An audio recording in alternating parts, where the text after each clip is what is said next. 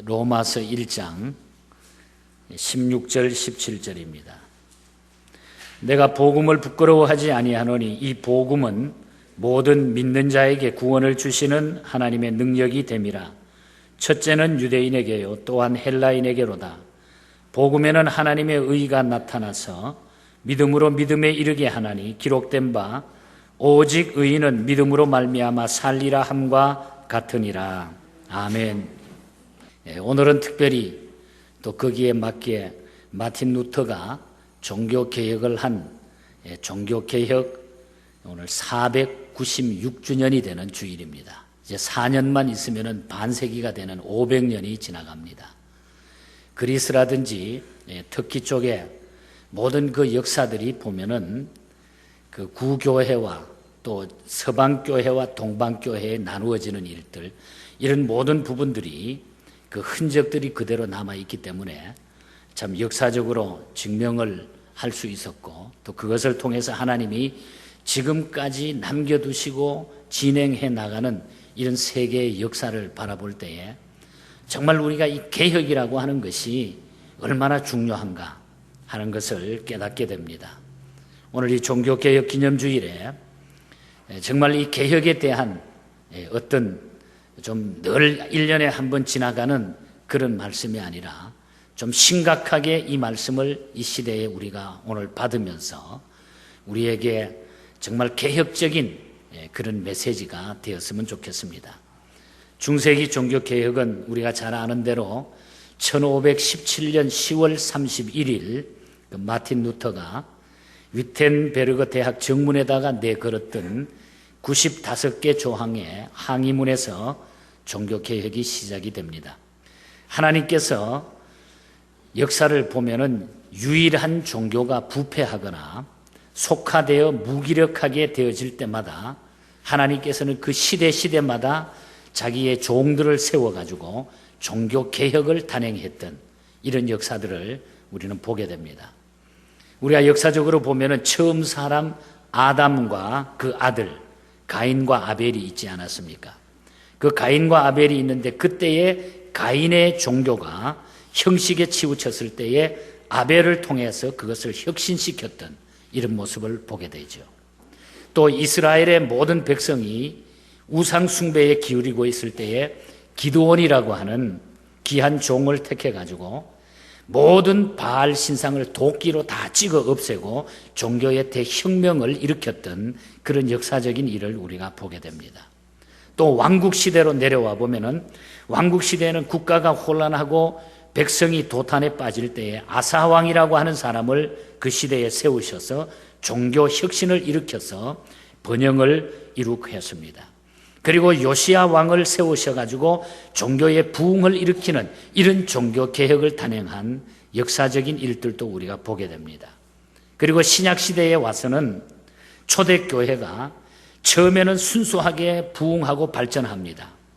후에는 이 교회가 부흥하고 나니까 초대교회가 무기력해지고 나태해지고 자만심에 빠지고 물질주의로 빠지게 되고 인본주의로 빠지게 될 때에 오순절의 성령운동을 하나님께서 일으켜가지고 세계적인 대종교로 우리 기독교를 발전시키는 이런 역사적인 일들을 보게 됩니다. 그리고 그 후에 중세기로 와서 보면은 중세기에서는 로만 가톨릭 교회가 부패해지게 되니까 타락을 하니까 그 당시에 개혁자인 마틴 루터라든지 존 칼빈이라든지 쭈빙글리 혹은 존 낙스 같은 사람들을 그 시대에 세워가지고 생명이 넘치는 개혁교회로 하나님의 교회를 새롭게 개혁해 나가는 이런 역사적인 일을 우리가 보게 됩니다. 교회사를 볼 때에 교회가 무기력해지고 세상적으로 흘러갈 때에 교회 안에 하나님과 전혀 상관없는 일들이 교회 안에 자꾸 들어오게 되는 거예요. 엉뚱한 사상들이 등장하게 됩니다. 교회를 괴롭히는 일들이 교회 안에 일어나는 거예요.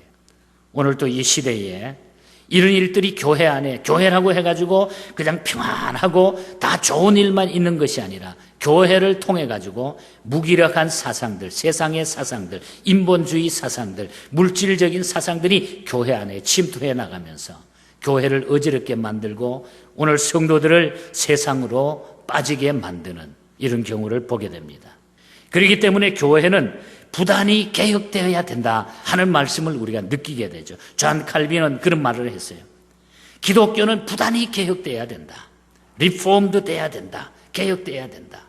만약에 지금 그 소련 같은데 정교회라고 하는 그 교회가 개혁 운동을 했더라고 하면은 그렇게 공산주의라든지 그 나쁜 잘못된 그런 일들이 벌어지지 않았을 것입니다. 이번에 그리스에 가보니까 그리스에는 그 정교회라고 하는 것이 그리스의 국교가 되어 있어요. 이 정교회가 어떻게 생겨납니까?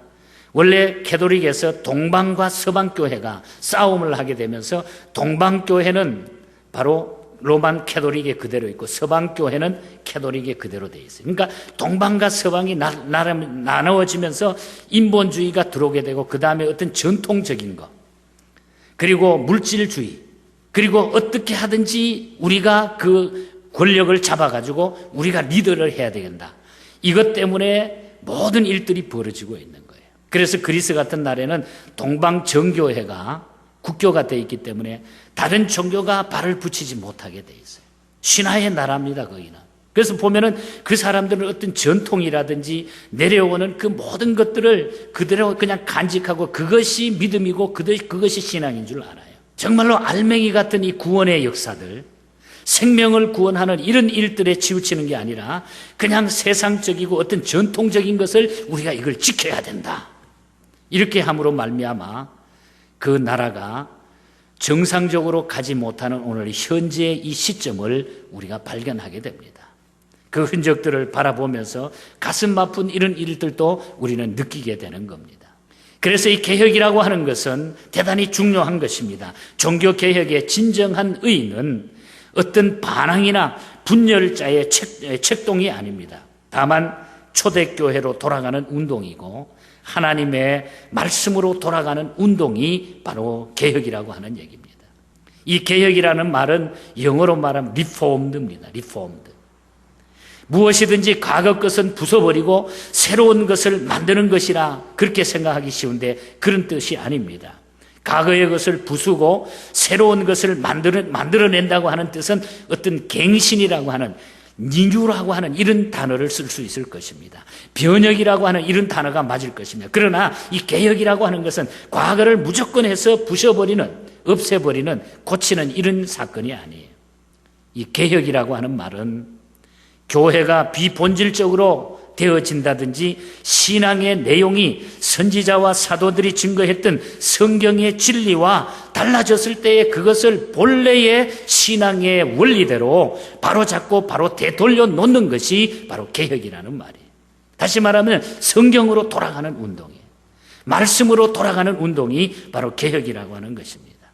그러므로 이 개혁교회 리폼드 처치는 계속해서 개혁돼야 돼요.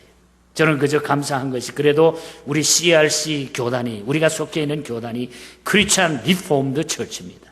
개혁교회입니다. 늘 하나님의 말씀으로 돌아가기 위한 어떤 이런 운동, 이런 하나님의 말씀 중심의 삶이 우리에게 이루어져야 된다. 참으로 중요한 말씀이 아닐 수가 없습니다.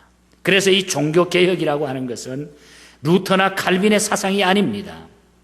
오직 그것은 예수 그리스도의 사상이고 바울의 사상인 것입니다.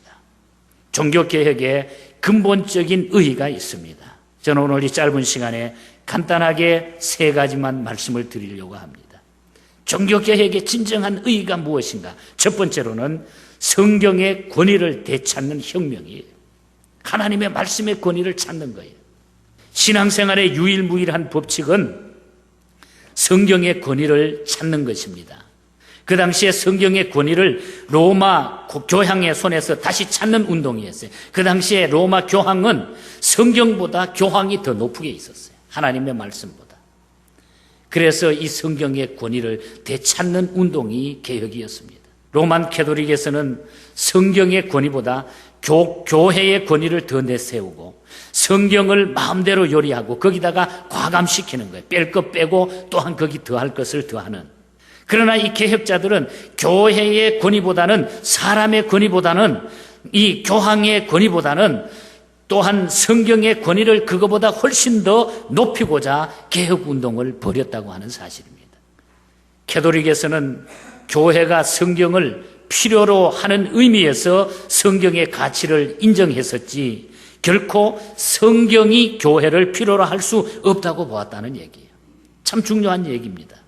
그렇기 때문에 저들은 교부들의 전통과 혹은 그들이 가지고 있는 유전과 교회의 결정의 권위를 성경과 동등시하고 성경은 그것들의 권위 이상을 벗어날 수 없다 이렇게 생각을 했던 거예요. 그러니까 성경도 적당하게 타협하면 된다는 얘기예요. 바꿀 수 있다는 그런 얘기입니다. 성경만이 하나님의 말씀이요 성경만이 구원을 주시는 하나님의 은총입니다. 이것을 개혁자들은 다시 되찾는 그 운동이 바로 종교개혁이었습니다. 디모데후서 3장 16절 우리는 알고 있습니다. 모든 성경은 하나님의 감동으로 된 것으로 교훈과 책망과 바르게 함과 의로 교육하기에 유익하니 이는 하나님의 사람으로 온전케 하며 모든 선한 일을 하기에 온전케 함이니라. 말씀이 무엇인가를 분명히 우리에게 가르쳐주는 성경 구절이 바로 여기 있습니다. 성경이 아닌 것은 기독교가 아닙니다. 그래서 요한복음 처음에도 보면은 말씀이 육신이 되어 그랬어요. 말씀이 육신이 되어. 그래서 로만 캐톨릭에서는 성경 외에 외경이라고 하는 것, 이런 교훈집 같은 걸 아주 강조하는 이런 모습도 우리는 찾을 수가 있습니다. 종교개혁은 바로 말씀으로 돌아가자, 말씀의 권위를 되찾자고 하는 운동이에요. 어느 교회가 참 교회냐 분별하는 길은 오직 성경에 있는 교회냐 하는 그런 문제예요. 성경 안에 있는 하나님, 성경이 말하는 예수라야 참 예수기 때문입니다. 성경은 어느 누구에게 인정을 받거나 못 받거나 성경의 이 권위는 오직 성경 자체에 있다고 하는 걸 우리가 알아야 돼요. 성경 자체에. 오늘날 교회 안에 사람들도 많고 형식도 많고 물질도 많은데 성경의 말씀이 고갈되어 가고 있는 그런 시대가 됐어요. 많은 것 같은데도 불구하고 성경으로 돌아가고 원색적인 성경의 향취로 돌아가야 됩니다, 여러분. 우리들에게 성경의 권위를 되찾는 혁명이 자신들에게 일어나야 돼. 이것이 종교개혁의 정신이기 때문에. 이 동방정교회 같은 데 보면은 정말 얼마나 엉뚱하게 나가는지도 몰라요. 그들은 전통이라든지, 그래서 그 자기네 이름 자체가 정통, 동방, 정통교회, 정교회라 그러잖아요. 정통교회라. 그러니까 정통한 것을, 전통을 그대로 지킨다는 얘기예요. 그러니까 그렇게 하다가 보니까 어떤 유전이라든지, 그래서 이 동방정교회에서는 지금도 고대 그리거를 그대로 사용해요. 현대 그리거를 쓰지를 않아요. 그러니까 지금 그리스 같은 데는 보면 젊은이들은 교회 하나도 안 와요, 이제. 아마 세월이 조금 지나면 그것도 문 닫게 될 거예요. 이미 문을 닫아가고 있어요. 역사만 보존하고 있어요. 관광객만 모여들고 있는 거예요. 그 수입으로 먹고 살아요. 가보면은 어리어리하게 해놔요. 성전 안에 들어가면은 전부 그냥 호화롭게 해가지고 그걸 그냥 유지하는 거예요. 전부 금으로 칠해놓고 수도원에 들어가가지고 그냥 수도하다가 그 안에서 죽고 해골 같은 걸 그대로 그냥 진열을 해놨어요. 그러다 보니까 옛날 그리거를 쓰니까, 현대 그리거를 안 쓰니까 현대 젊은이들이 가가지고 교회 안에 들어가가지고 설교를 들어도 말씀을 들어도 무슨 얘기인지 모르는 거예요. 언어가 안 통하니까. 그런데도 그걸 고집하는 거예요. 여러분, 하나님의 복음은, 하나님의 말씀은 영혼 구원에 초점이 있는 것입니다. 성경으로 돌아가야 된다. 성경을 외면한, 성경을 벗어난 것은 우리 기독교가 아니에요. 이것이 바로 종교개혁자들이 찾았던 첫 번째 종교개혁의 의의입니다. 두 번째로는 만인 제사장의 원리를 주장함이 종교개혁의 원리입니다. 이 말은 성직자를 성직자 되게 하는 그런 운동. 목사나 교역자의 권위를 말살하자라고 하는 그런 이야기가 아닙니다. 개혁 전에는 구교에서는 어떻게 생각했냐 하면은 사람들이 어떤 사업이나 육신의 생활을 해나가기 위해 가지고 직장을 갖는다든지 또한 세상 일에 종사하게 되면은 하나님께 가까이 갈 수 없기 때문에 아주 세속적으로 그 사람들을 잘못되게 보았어요. 그리고 하나님께 가까이 가는 길은 곧 신부가 되든지 아니면은 산속으로 들어가 가지고 머리 깎고 수도사가 돼 가지고 금식하고 수도 생활을 해야만이 하나님께 가까이 가는 생활로 이렇게 생각을 했어요. 그래 가지고 전부 입산수도하는 거예요. 그리스 같은 데 그 수도원을 가보면요, 그 높은 절벽 가운데 한 500m, 300m 어느 절벽에 아무도 못 가요. 거기에다가 수도원을 만들어 놓습니다. 그리고 거기다 물건을 가질 때는 밧줄을 내려가지고 올리고. 아무도 그러니까 거기에 있다가 거기에 죽는 거예요. 그래야만이 자기네는 구원받고 그것이 최고라고 이렇게 보았던 거예요. 그래가지고 모든 세상의 어떤 직업, 세상에 가지고 있는 이 모든 것들은 다 잘못된 걸로 그렇게 생각을 했습니다. 이러한 때에 마틴 루터가 이런 이야기를 합니다. 소녀가 남의 집에서 세탁을 하고 청소부가 청소를 하고 장사하는 분들이 사업을 경영하고 직장 생활을 하는 모든 행위가, 세상의 직업을 가지고 있는 그 모든 행위가 다 하나님의 뜻대로 한다고 하면 다 선한 것이고 신성한 것이라고 주장하고 나선 것이 종교개혁운동의 두 번째 의의라는 얘기예요. 우리가 세상에 어떤 일에 종사하든지 그것이 모든 행위가 하나님의 뜻을 따라 내가 갖는 일이라고 하면 그것이 신성한 일이요, 그것이 하나님 앞에 영광 돌리는 일이다. 이 원리를 찾아내는 것이 종교개혁의 두 번째 원리였습니다. 구교에서는 일반 신도가 죄를 짓게 되면 하나님께 직접 용서가 받을 수 없다고 생각했어요. 우리는 지금 기도하면 하나님 앞에 우리가 회개하면 용서함 받는데 우리가 기도할 수도 없고 우리가 직접 용서함 받을 수 없다고 생각을 했어요. 다만 하나님의 사도요 베드로의 후계인 바로 신부들에게 죄를 고백하는 이른바 고해성사를 해야 이 신부의 권한으로 천국에 가서 문을 열어줄 수 있다, 이렇게 주장을 했던 거예요. 그래가지고 속죄권을, 면죄부를 팔게 되었던 겁니다. 그러나 개혁자들은 누구든지 무엇을 하든지 은밀하게 기도해도 하나님이 응답해 주신다고 이렇게 말씀하고 있습니다.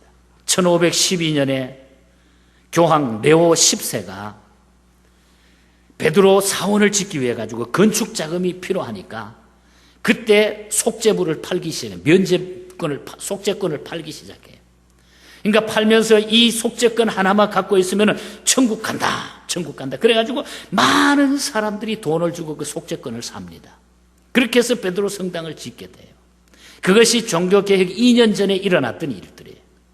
여러분, 속죄권을 사가지고 우리가 천국 간다 그러면 우리가 어떻게 해야 돼요? 지금도 우리가 돈 가지고 사야 되지 않겠어요? 그것이 맞는 얘기입니까, 여러분?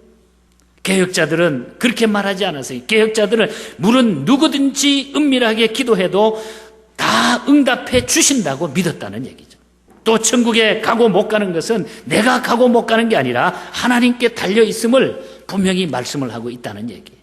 마태복음 18장 9절에서 20절 사이에 보면은 너희 중에 두 사람이 땅에서 합심하여 무엇이든지 구하면은 하늘에 계신 아버지께서 저희를 위하여 이루게 하시리라.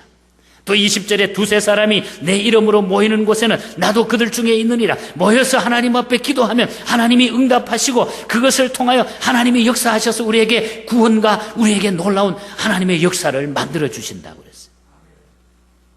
이제는 누구나 하나님 앞에 기도하고 구하면 우리의 죄를 용서받을 수 있다. 예수님이 대신해 주셨기 때문에. 그러니까 만인 제사장의 원리를 주장하는 것이 종교개혁의 두 번째 원리였다는, 의의였다는 얘기입니다. 이제는 우리가 누구나 하나님 앞에 나와 기도하면 용서함 받을 수가 있어요. 그 당시 구교에서는 신부에게 찾아가가지고 그 고해성사하면서 동전을 딱 떨어뜨리면 동전이 떨어지면서 땡그랑 하는 소리와 더불어 죄가 사함받는다, 이렇게 믿었다. 그런 흔적들이 그대로 남아있어요. 어리석은 일이죠. 전통과 간섭에 매여서 복음을 놓치고 있다는 얘기죠. 정말 구원하는, 우리 영혼이 구원해야 되는데 우리가 그 전통에 빠져가지고 그렇게 산다고 하면 아무 소용이 없잖아요. 여러분이 죽음 후의 삶을 여러분을 생각하셔야 돼요. 이 세상을 떠난 후의 삶을 우리는 기억해야 돼요. 그것이 우리가 구원받느냐 구원 못 받느냐 거기에 달려있기 때문에 우리는 믿음으로 구원받는다고 하는, 그래서 우리는 하나님 앞에 누구라도 회개하고 기도하면 우리는 다 구원받을 수 있는 자라고 하는 것. 이것을 개혁자들이 거기에서 개혁하기 시작한 거예요. 이것이 바로 리폼드입니다. 개혁입니다. 마지막으로 한 가지 더 말씀을 드리면은 믿음으로써 의롭다함을 받는다는 구원의 원리를 이야기했습니다. 이것을 회복하는 일이었어요. 구교에서는 구원을 얻기 위해서는 선행을 해야 하고 수도원에 들어가서 고행을 해야 하고 땅 위에서 많은 공적을 쌓아야 한다, 이렇게 주장을 했어요. 좋은 일 많이 해야 된다. 어떤 선한 일을 해야 된다. 수도원에 들어가서 열심히 수도해야 된다. 이렇게 생각을 했어요. 그래서 당시 루터는 구원받기 위해 젊은 시절에 엄청나게 노력을 했어요. 기도하고, 그래서 그냥 잘못이 생각나면 하루에도 몇 차례씩 신부에게 찾아가가지고 나 이거 잘못했습니다. 그러니까 하루에 너무너무 자주 찾아가니까 신부가 야 이제 그만 와라 그래. 그만 오라 그랬어요. 그렇게 하고도 마음에 편안한 게 없는 거예요. 돈을 갖다 주고 고해성사를 했는데도 마음에 기쁨이 없는 거예요. 제사함의 어떤 느낌을 느낄 수가 없는 거예요. 그래서 그는 대학 시절에 중병으로 고생하는 일도 있었습니다. 한 친구의 죽음을 경험하기도 했습니다. 어느 날 길을 가다가 폭풍우가 내성병력을 치는 그 가운데서 그는 또 어떠한 사건들을 그는 바라보게 됩니다. 이런저런 사건을 통해 가지고 이 마틴 루터는 그래도 내가 하나님 앞에 바로 살아야 되는데, 그래가지고 머리를 깎고 입산수도해 가지고 수도원에 가가지고 열심히 성경 보고 했는데도 마음에 기쁨이 없는 거예요. 자기 문제가 해결이 안 되는 거예요. 그래서 그는 하나님의 말씀을 부지런히 읽기 시작합니다. 그때의 로마서 1장 17절 오늘 본문 말씀을 읽게 되는 것입니다. 복음에는 하나님의 의가 나타나서 믿음으로 믿음에 이르게 하나니 기록된 바 오직 의인은 믿음으로 말미암아 살리라. 기록된 바 오직 의인은 믿음으로 말미암아 살리라. 다시 말하면 믿음으로 의롭게 되고 믿음으로 구원받고 믿음의 문제가 모든 문제를 해결한다고 하는 것. 이것을 루터가 깨닫고 여기서 막 흥분하기 시작하는 거예요. 야, 내가 그동안 고민하고 그렇게 많은 고해성사하고 그렇게 많은 입산수도 했는데도 해결되지 않는 그 기쁨과 그 모든 것들이 하루아침에 막 해결이 되는 거예요. 마음의 기쁨이 막 넘치게 되는 거예요. 이 말씀을 발견했습니다. 마치 그냥 사막에서 오아시스를 발견한 것처럼, 그 갈급한 심령에 막 단비를 내려주는 것처럼, 목마름에 그냥 갈증을 그냥 물을 마심으로 해결한 것처럼 이 루터는 어찌할 바를 모르는 이 감격 속에 서게 됩니다. 그래서 이 말씀 때문에 루터는 종교개혁을 시작하는 것입니다. 이 구절 때문에 종교개혁을 단행하게 되는 거예요. 의인은 믿음으로 말미암아 살리라. 어떤 전통적인 거, 내가 입산수도 한다고, 내가 헌금을 많이 한다고, 내가 돈을 가지고 속죄권을 산다고, 이게 아니라 의인은 믿음으로, 내가 하나님을 믿음으로, 예수 그리스도를 믿음으로 구원받는다고 하는 거. 천국에 가기 위해서 구교가 발행하는 속죄권이나 면죄부를 살 필요가 없어졌다고 하는 거, 믿음으로 가는데 이 주 예수를 믿음으로 구원을 얻을 수 있다고 하는 이 진리를 깨닫고서 루터는 너무너무 좋았던 것입니다. 그래서 우리가 하나님께 의롭다함을 받을 수 있는 것은 너무너무 귀한 일이죠. 로마서 3장 20절에서 27절 사이에 보면은 이렇게 말씀하고 있습니다. 율법의 행위에 있지 않고 그랬어요. 우리가 구원받는 것은, 그리고 그리스도 안에 있는 구속으로 말미암아 하나님의 은혜로 값없이 되어진 것이라고 그랬어요. 오늘 우리가 하나님 앞에 구원받는 일은 하나님의 은혜로 값없이 하나님이 우리에게 주신 은혜의 선물이 우리가 구원이라는 얘기죠. 어떤 행위를 통해서 주시는 게 아니라는 얘기예요. 하나님의 은혜입니다, 여러분.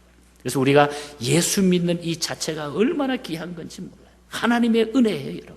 예수 믿은 것에 대해서 감사할 수 있기를 바랍니다, 여러분. 인간 편에서는 그리스도의 구속 사실을 믿음으로만 가능한 것입니다. 그리스도로 인간은 누구든지 자랑할 수 없고, 그래서 우리는 믿음으로 가능하기 때문에 우리가 가지고 있는 것을 자랑하고 겸손하게 우리는 생각을 해야 돼. 교만하면 안 된다는 얘기예요. 그래서 겸손히 감사하면서 그 영광을 우리는 하나님 앞에 돌리면서 살아가는, 그래서 사도 바울이 그것을 깨닫고 나니까 모든 것이 감사해서 나는 먹든지 입든지 마시든지 다 하나님의 영광을 위하여 하리라. 그 바울의 고린도, 에베소, 빌립보 쪽을 이렇게 방문을 해보는데 그렇게 감옥에 갇히면서 그 어려움을 당하면서 왜 바울이 미친 듯이 그렇게 쏜살같이 다니면서 그 흔적을 남겼는가가 이해가 되더라고요. 왜? 의롭게 된 그 믿음의 구원, 값없이 주신 하나님의 그 구원, 이것 때문에 그는 견딜 수 없었던 거예요. 여러분, 예수 믿는 것은 영원히 사는 것이기 때문입니다. 예수 믿는 것은 우리가 이 땅의 삶으로 끝나는 것이 아니에요. 영원한 삶입니다. 영원한 삶. 이것 때문에 그렇게 사신 것이에요. 이와 같이 성경을 다시 발견하고 복음의 참뜻과 바른 신학을 재정립하신 하나님께 우리는 감사하면서 종교 개혁자들에게도 우리는 감사해야 돼요. 우리는 개혁자들이 물려준 신앙과 같이 성경으로 우리는 돌아가야 됩니다. 초대교회로 돌아가야 됩니다. 잘못을 회개하고 고난의 정신으로 우리가 살아야 돼요.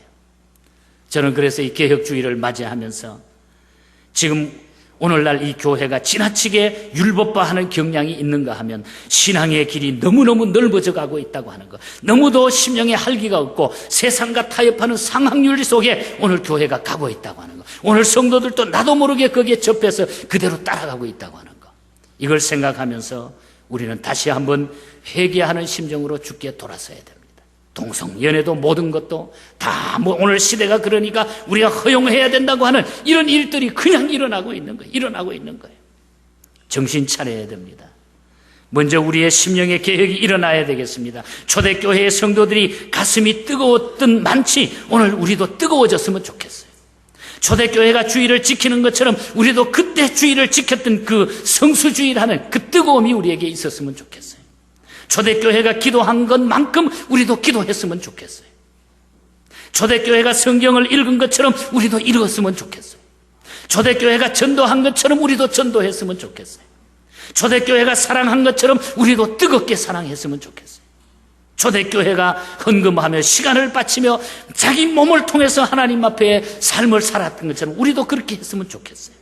초대교회가 죄를 무서워한 것처럼 우리도 이 시대에 죄를 무서워하는 하나님의 성도가 됐으면 좋겠어요. 죄를 무서워하는, 죄를 지면서도 그냥 아무 느낌 없이 살아가는 이 시대가 돼버리고 말았습니다.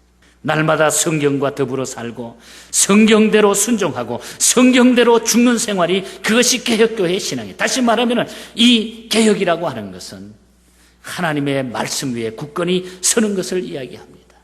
1517년 10월 31일에 마틴 루터는 비텐베르그 성당 정문에다가 면죄부 발행을 비판하는 95개의 조항을, 항의문을 거기에 내걸었다고 그랬어요. 그것이 종교개혁을 향한 기나긴 첫걸음이 됐는데 95개 조항 가운데 첫 번째와 마지막을 보면은 오늘 우리에게 굉장히 중요한 사실을 알려주고 있습니다. 첫 번째 조항이 무언가 하니 신자들의 전생애가 회개로 지속돼야 된다. 속죄로 지속이 돼야 된다. 참회, 회개의 일이에요. 그 다음에 마지막 95번째 조항은 그릇된 평화의 위안이 아니라 많은 고난을 통하여 천국에 들어가게 된다. 여러분, 이 말은 무슨 말입니까? 처음에는 참회, 마지막에는 고난. 우리가 하나님 앞에 회개함으로, 우리는 예수 믿고 회개함으로 우리는 구원받은 하나님의 백성이 그 믿음을 지키기 위해서는 끝까지 고난에도 우리가 정말 거기에 빠지지 아니하고 고난에도 우리는 인내하면서 끝까지 하나님 앞에 믿음을 지켜나가는 것, 이것이 바로 기독교의 진리라는 얘기예요. 회개의 정신과 고난의 정신이 우리 기독교의 정신인 것입니다. 그래서 우리는 하나님 앞에 회개하고 돌아서는 자를 하나님이 축복하시는 거예요. 그 고난의 길을, 그래서 바울이 그 감옥에도 들어가고, 그 바울이 감옥 들어갔던 그 감옥을 직접 가봤어요. 루디아에게 세례를 줬던 세례터에도 한번 써봤어요. 그 당시에 그 외 유대인으로서 바울은 부족함이 없었던 사람이에요. 학문적으로나 그 가문적으로 봤을 때 아무도 그 당시에 그를 따라올 사람이 없었는데, 그는 곳곳에 가서 아르바이트를, 요즘으로 말하면 아르바이트해 가면서 장막을 쳐가면서 자비량으로 선교하면서 생명을 다해서 그곳에 바치고 나가는 겁니다. 왜? 회개의 정신과 고난의 정신이 우리 예수 믿는 사람들의 정신이었기 때문에 그것을 우리에게 심어주었어요. 그러나 그 사람이 실패한 자입니까? 아니죠. 오늘 우리에게는 이 시대에 알게 모르게 여러 가지 환경이 그렇게 우리에게 다가오고 있습니다. 이럴 때일수록 우리는 하나님 앞에 회개하면서 끝까지 그 고난도 마다하지 않고 우리의 믿음을 지켜나가야 돼. 이것이 바로 오늘 개혁자들이 우리에게 남겨주신 놀라운 의의입니다. 진리입니다. 오늘 이 믿음으로 이 마지막 시대에 승리하면서 우리의 믿음이 새롭게 좀 뜨거워지고 열정적으로 이렇게 멋있게 정말 그리스도인답게 살아가는 이런 역사를 하나님 앞에 보이고, 또 교회 안에 또 많은 죽어가는 영혼들에게 도전을 던져줄 수 있는 이런 믿음의 승리자로 우리 모두가 설 수 있기를 주님 이름으로 간절히 축복합니다.